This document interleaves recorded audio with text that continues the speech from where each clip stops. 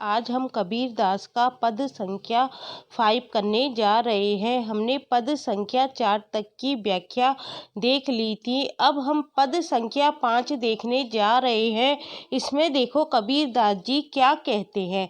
कबीर दास जी कह रहे हैं, गोकुल नायक बिठूला मेरो मन लागे तो ही रे, बहुत बहुत तक दिन बिछुरे बहे तेरी औसीरी आवे मोए रे। कबीर दास क्या कह रहे हैं, गोकुल नायक बिठूला। बिठूला का क्या अर्थ है? बिठूला का अर्थ है विठ्ठल अर्थात कृष्ण। कृष्ण हे गोकुल नायक कृष्ण, मेरो मन लागे तो ही रे। मेरा मन किससे लगा हुआ है? आप में लगा हुआ है। बहुत तक दिन बिछुरे वहे, बिछुड़े हुए क्या हो गए हैं? बहुत दिन हो गए हैं। तेरी औसेरी आवे मोहि रे, अब मुझे आपकी बहुत याद आती है। ये कौन कह रहे हैं? कबीर दास कह रहे हैं। और क्या कहते हैं? गोकुल नायक बिठूला, हे गोकुल नायक कृष्ण, मेरो मन लागे तो ही रे, मेरा मन आप में लगा हुआ है। बहुत तक दिन बिछुड़े हुए बहुत दिन हो गए हैं। तेरी औसीरी आवे मोए रे, अब मुझे आपकी याद आ गई है। करम कोटि को घे रचियो रे, नहीं कहे की आस रे। कबीर दास जी क्या कहते हैं? करम कोटि को घे रचियो रे। अब क्या है? मेरा संसार और शरीर ग्रह क्या है? गेहे गेहे रचियो रे, मतलब मेरा शरीर और क्या है? मेरा संसार और शरीर ग्रह क्या है? करम कोटि मतलब अनेक कामनाओं से भरा पड़ा है।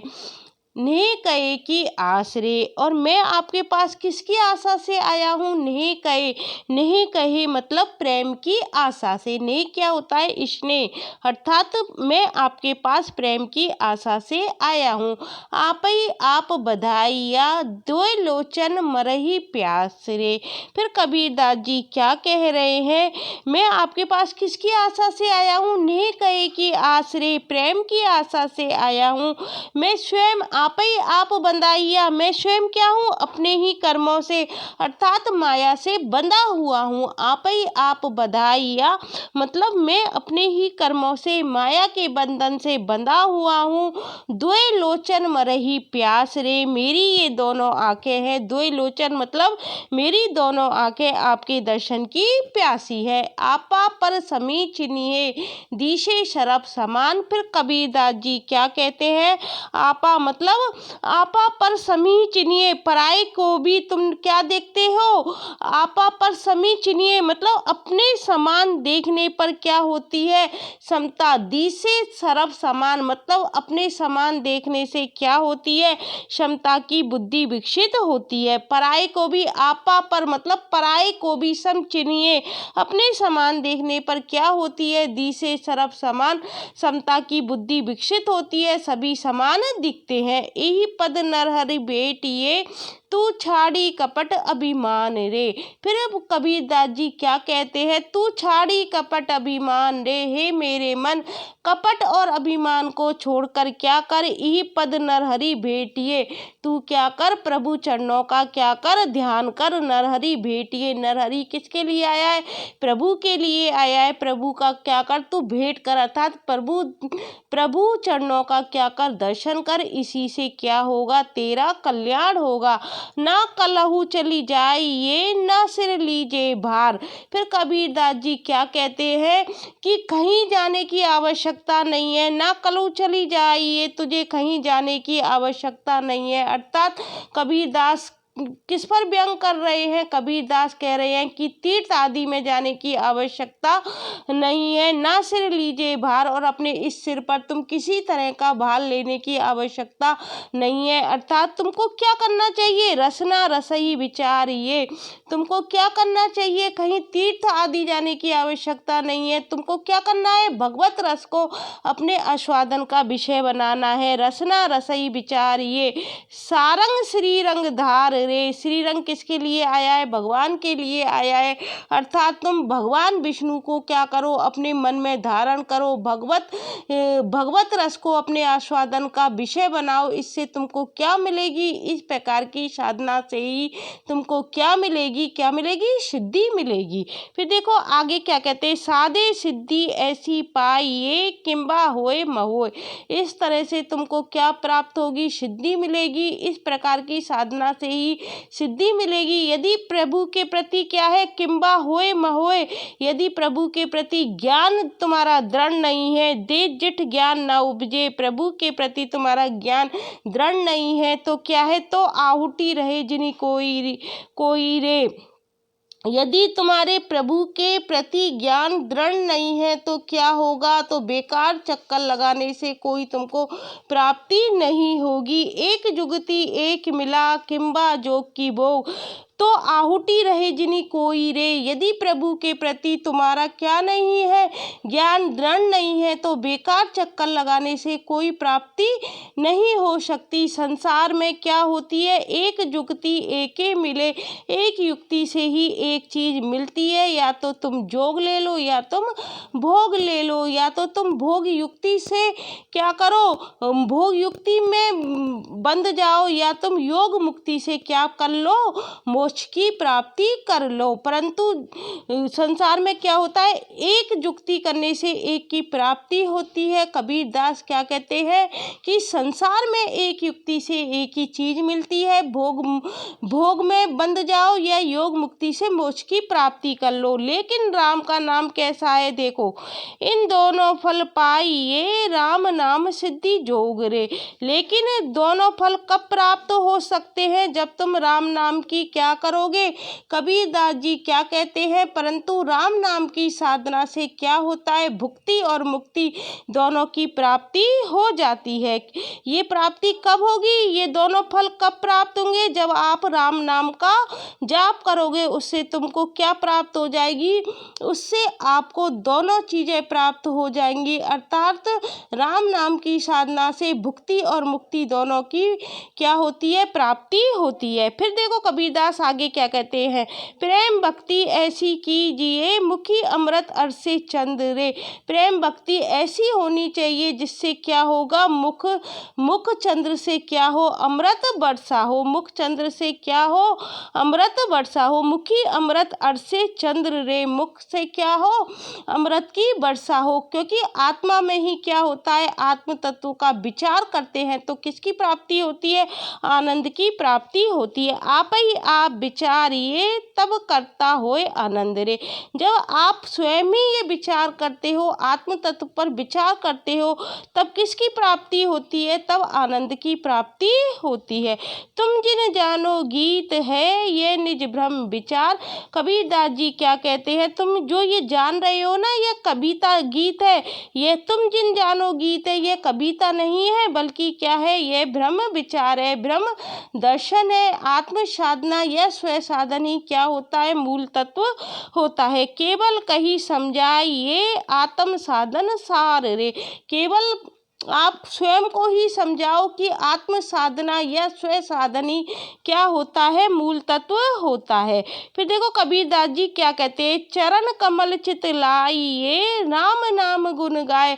तुम क्या करो, भगवान के चरण कमलों में क्या लगाओ, चित लगाओ, अपना ध्यान को लगाओ, राम नाम गुण गाए और राम नाम के क्या करो, गुण को गाओ। कहे कबीर मनसा नहीं। कबीरदास जी क्या कहते हैं, इसमें मनसा मतलब कोई संशय नहीं है, भक्ति मुक्ति गति पाए रे। इससे क्या मिलेगी, भक्ति और मुक्ति दोनों की प्राप्ति होगी। ये हमारा कौन सा पद था, ये हमारा 5वां पद था। और औसेरी का क्या मतलब होता है, अवसर या चिंता। में एक बार और आपको समझा देती हूँ, इससे आपका बिल्कुल क्लियर हो जाएगा। देखो कबीरदास क्या कहते हैं, गोकुल नायक बिठूला मेरो मन लागे तो ही रे। हे गोकुल नायक कृष्ण, मेरा मन किस में लगा हुआ है, आप में लगा हुआ है। बहुत तक दिन बिछड़े हुए बहुत दिन हो गए हैं, तेरी औसीरी आबे मोही रे। अब मुझे क्या आती है, तेरी याद आती है। करम कोटि को घे रचियो रे, नहीं कहे की आस रे। मेरा संसार और शरीर गृह क्या है, गृह मतलब शरीर गृह क्या है, कर्म कोटि को मतलब अनेक कामनाओं से भरा पड़ा है। नेह कहे की आस रे, परंतु मैं आपके पास प्रेम की आशा लेकर आया हूँ। नेह कहे मतलब स्नेह की आस लेकर मैं आपके पास आया हूँ। आपई आप बंधाइया द्वे लोचन मरही प्यास रे, मैं स्वयं ही अपने कर्मों से अपने माया के बंधन में बंधा हुआ हूँ, परंतु मेरी दोनों आंखें, द्वे लोचन मतलब मेरी दोनों आंखें आपके दर्शन की क्या है, प्यासी हैं। फिर देखो कबीरदास आगे क्या कहते हैं।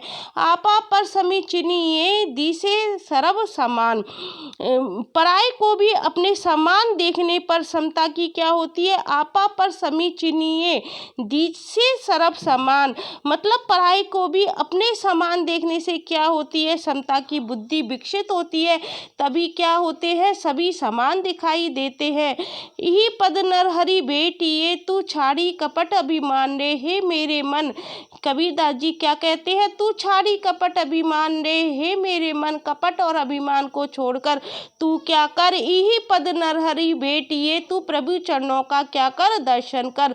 ना कलऊ चली जाइए ना सिर लीजिए भार। फिर कबीरदास जी क्या कह रहे हैं, किससे कल्याण होगा तुम्हारा, कहीं तीर्थ आदि में जाने की आवश्यकता नहीं है, तू प्रभु चरणों का दर्शन कर, इसी से क्या होगा, तेरा कल्याण होगा। ना कलऊ चली जाइए ना सिर लीजिए भार, और ना किसी प्रकार का तू अपने ऊपर भार ले। रसना रसई विचारिए सारंग श्री रंग धार रे, वो क्या कहते हैं, तुम अपने आस्वादन का विषय किसको बनाओ, भगवत रस को बनाओ, भगवान विष्णु को अपने मन में धारण करो। इस प्रकार की साधना से क्या मिलेगी, तुमको सिद्धि मिलेगी। साधे सिद्धि ऐसी पाइए किंबा होए महोए, इससे तुमको किसकी प्राप्ति होगी, सिद्धि, इससे तुमको किसकी प्राप्ति होगी, इस प्रकार की साधना से सिद्धि मिलेगी। यदि फिर आगे क्या कहते हैं कबीरदास, जे जिठ ज्ञान ना उपजे तो आहुति रहे जिन कोई रे, यदि तुम्हें प्रभु के प्रति ज्ञान दृढ़ नहीं है